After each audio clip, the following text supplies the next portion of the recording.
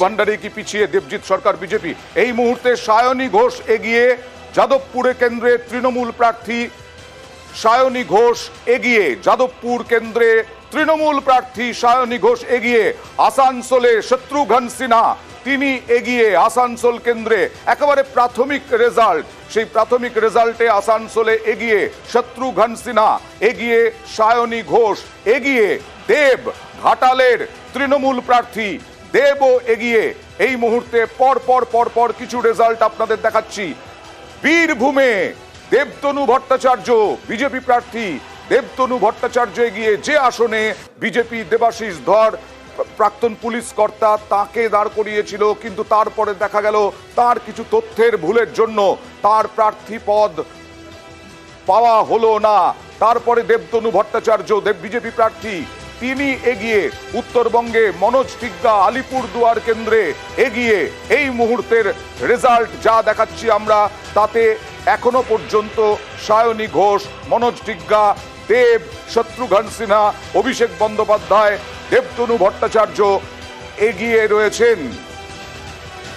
দেবজিৎ, কথা হচ্ছিল লক্ষ্মীর ভান্ডার পাওয়া এবং লক্ষ্মীর ভান্ডারকে মানে মেয়েদের এম্পাওয়ারমেন্ট, মহিলাদের এম্পাওয়ারমেন্টের জন্য যেটা ব্যবস্থা করা, সেটা বহু জায়গায় আলোচিত হয়েছে, সমালোচিত হয়েছে, সেটা আলাদা কথা। কিন্তু যেরকম লক্ষ্মীর ভান্ডারের জন্য আলোচনা করার কথা বলে লক্ষ্মীর ভান্ডার নিয়ে আলোচনা হবে, রাত্রির 8টার পরে তৃণমূল পার্টি অফিসে যাওয়া এবং তারপরে পিঠে বানানো, তারপরে শেখ শাহজাহান, এই যে ক্রোনোলজি। সন্দেশখালী একটা ছোট্ট জায়গা, আমি বলছি সন্দেশখালীটা আমরা সামনে ছোট্ট জায়গাটা এসেছে, এরকম সন্দেশখালী উত্তর থেকে দক্ষিণ অব্দি সমস্ত জেলায় জেলায় আছে, সমস্ত জেলায় জেলায় শেখ শাহজাহানরা বসে আছে এবং তৃণমূলের মদতপুষ্ট শেখ শাহজাহানরা সব জায়গাতে একই জিনিস চালিয়েছে। আস্তে আস্তে সেটা আমাদের সামনে আসবে।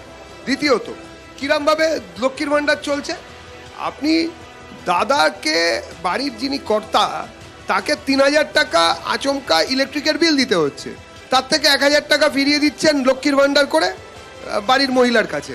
তার মানে আলটিমেটলি 2000 টাকা তো সরকার লাভ করছে। তো এই লক্ষ্মীর ভান্ডারের কি ভান্ডারকেই তো পাথেয় করছে বিজেপি। আমি আবারও বলছি যে তৃণমূল কংগ্রেসের এই লক্ষ্মীর ভান্ডার ইত্যাদি এটা একটা ভালো প্রকল্প। রচনা বন্দ্যোপাধ্যায় কি বলছেন একবার দেখাবো। রচনা বন্দ্যোপাধ্যায় বিচার করবেন আর উপরওয়ালার আশীর্বাদ। ভোট শুরুর আগেই তো উত্তেজনা, আপনাদের এজেন্ট, তৃণমূল কংগ্রেসের এজেন্টরা জয় বাংলা বলে স্লোগান দিচ্ছে। তাতে উত্তেজনা, হ্যাঁ, তো উত্তেজনা কিছু হওয়ার কথা না, সেটা তো উত্তেজনা নয়, সেটা যে যা পার্টিকে সাপোর্ট করছে। আমি জয় শ্রীরামকেও তার এগেনস্টে কিছু বলছি না, আমি তো জয় বাংলার লোক, আমি জয় বাংলা সবসময় বলবো। শোনা যাচ্ছে আপনি এগিয়ে আছেন নাকি ভোটে? বলতে পারবো না।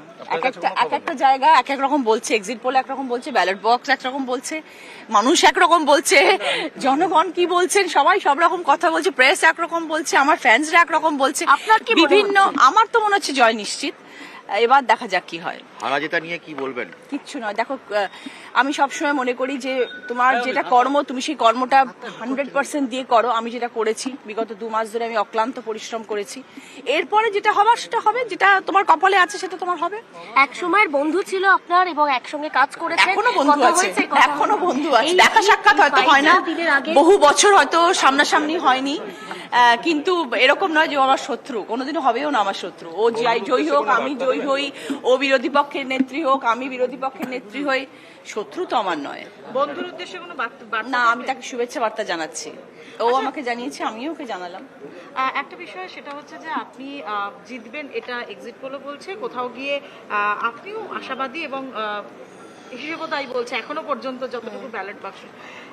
অনেকেই দেখা যায় যে জেতার পর যারা এই সিনেমা জগতের সাথে জড়িত, তারা কোথাও গিয়ে একটা সময় কম দিতে পারেন। আপনি কি এটাকে বেশি? দেখা যাক। দেখো, না সেরকম নয়, ডেফিনেটলি আমি সবকিছু ব্যালেন্স করে চলতে জানি, পারি, এত বছর ধরে আমি তাই করে এসেছি। আশা করি আগামী দিনেও ব্যালেন্স করে চলতে পারবো। দেখা যাক। তারপরে দেখা যাচ্ছে যে সেলিব্রিটিরা যারা নির্বাচিত হচ্ছেন তারা তো কেউই সময় দেন না, অতীতের অভিজ্ঞতা তাই বলে।